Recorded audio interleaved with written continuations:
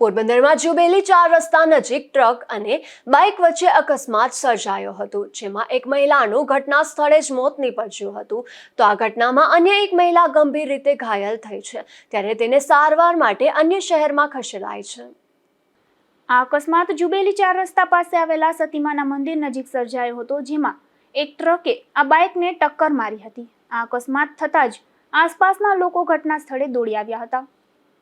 સ્થાનિકોએ ગંભીર રીતે ઘાયલ મહિલાને તાત્કાલિક સારવાર માટે હોસ્પિટલે ખસેડી હતી. મહિલાની હાલત નાજુક જણાતા તેમને વધુ સારવાર માટે રાજકોટ રેફર કરવામાં આવ્યા છે.